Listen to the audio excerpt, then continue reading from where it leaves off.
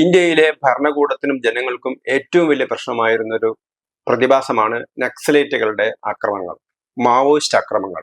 നിരന്തരമായിട്ട് ജനങ്ങൾക്ക് നേരെ മാവോയിസ്റ്റുകൾ ആക്രമണം നടത്തിയിരുന്നു.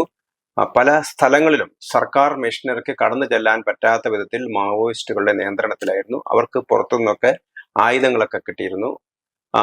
പലപ്പോഴും ട്രൈബൽ ഗോത്ര വിഭാഗങ്ങളെയൊക്കെ അവർ തങ്ങളുടെ നിയന്ത്രണത്തിൽ നിർത്തിയിരുന്നു. ഇപ്പൊ ഇന്ന് ഇന്ത്യയിൽ ഏതാണ്ട് മാവോയിസ്റ്റുകളുടെ ഉന്മൂല നാശം തന്നെ സംഭവിച്ചിരിക്കുകയാണ്. അതിശക്തമായ നടപടികളാണ് കേന്ദ്ര സർക്കാർ മാവോയിസ്റ്റുകൾക്കെതിരെ എടുക്കുന്നത്. ഇപ്പോൾ BJP ദേശീയ അധ്യക്ഷൻ JP നഡ്ഡ വളരെ വിവാദപരമായ ഒരു പ്രസ്താവനയാണ് മാവോയിസ്റ്റുകളുമായി ബന്ധപ്പെട്ട് നടത്തിയിരിക്കുന്നത്. അദ്ദേഹം പറയുന്നത് ഛത്തീസ്ഗഡിലെ കോൺഗ്രസ് നേതാക്കളെ വധിച്ച മാവോയിസ്റ്റുകൾക്ക് കോൺഗ്രസിനകത്ത് തന്നെ ഇൻഫർമേഷൻസ് കിട്ടിയിരുന്നു എന്നുള്ള ഗുരുതരമായ ആരോപണമാണ് അദ്ദേഹം ഉന്നയിച്ചിരിക്കുന്നത്. 2013 ഛത്തീസ്ഗഡിൽ മാവോയിസ്റ്റ് ആക്രമണം നടക്കുന്നത്. ജിറാം വാലി ബസ്തർ ജില്ലയിലാണ് ഇത്തരത്തിലൊരു ആക്രമണം നടക്കുന്നത്. ആ ആക്രമണത്തിൽ 32 പേരാണ് കൊല്ലപ്പെട്ടത്.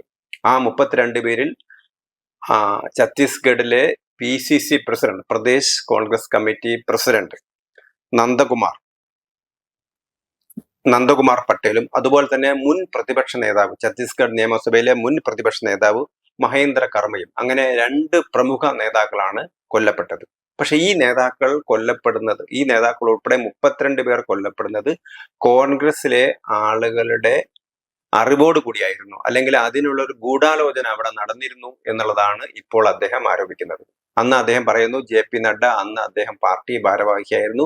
ഛത്തീസ്ഗഡിലെ ഇലക്ഷൻ ചുമതല അദ്ദേഹത്തിനായിരുന്നു. അങ്ങനെ ഇലക്ഷന്റെ ഭാഗമായിട്ട് അദ്ദേഹം ഛത്തീസ്ഗഡിൽ ഉള്ള സമയത്താണ് ഛത്തീസ്ഗഡിൽ ഇങ്ങനെ പ്രതിപക്ഷ നേതാവും PCC പ്രസിഡന്റും കൊല്ലപ്പെടുന്നത്. അപ്പം ഈ 2013 ഈ സംഭവം, 2013 മെയ് 25 ഈ ആക്രമണം നടക്കുന്നത്. ഇതിന് എല്ലാ ഒത്താശയും ചെയ്തു കൊടുത്തത് കോൺഗ്രസ് ആണെന്നാണ് അദ്ദേഹം പറയുന്നത്. അപ്പൊ അദ്ദേഹം പറയുന്നു, BJP സർക്കാർ, കേന്ദ്രത്തിലെ BJP സർക്കാർ, അതുപോലെ തന്നെ സംസ്ഥാനങ്ങളിലെ BJP സർക്കാർ അതിശക്തമായിട്ട് നക്സലൈറ്റുകൾക്കെതിരായിട്ട് നടപടിയെടുത്തു.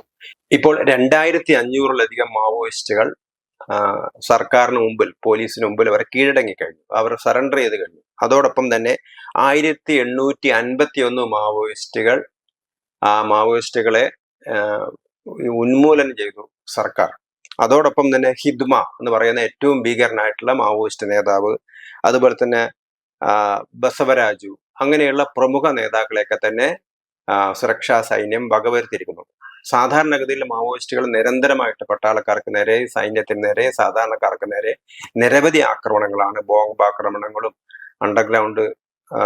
അണ്ടർഗ്രൗണ്ടിൽ ബോംബ് വെച്ചുള്ള ആക്രമണങ്ങളൊക്കെ തന്നെ നിരവധി ആക്രമണങ്ങളാണ് അവർ നടത്തിയിരുന്നത്. കുഴി ബോംബ് ആക്രമണങ്ങളൊക്കെ നടത്തിയിരുന്നു. അങ്ങനെ നിരവധി പട്ടാളക്കാരും CRPFകാരും സാധാരണക്കാരും ഒക്കെ മരിച്ചിരുന്നു. ഇന്ന് ചില ഗ്രാമങ്ങളിലൊന്നും നക്സലൈറ്റുകൾക്കല്ലാതെ മറ്റാർക്കും കടന്നു ചെല്ലാൻ പറ്റാത്ത, മാവോയിസ്റ്റുകൾക്കല്ലാതെ മറ്റാർക്കും കടന്നു ചെല്ലാൻ പറ്റാത്ത മേഖലയായിരുന്നു. അങ്ങനെ ആന്ധ്രാപ്രദേശ് മുതൽ ഛത്തീസ്ഗഡ് വരെ മാവോയിസ്റ്റുകൾ ഒരു കോറിഡോർ തന്നെ ഉണ്ടാക്കിയിരുന്നു.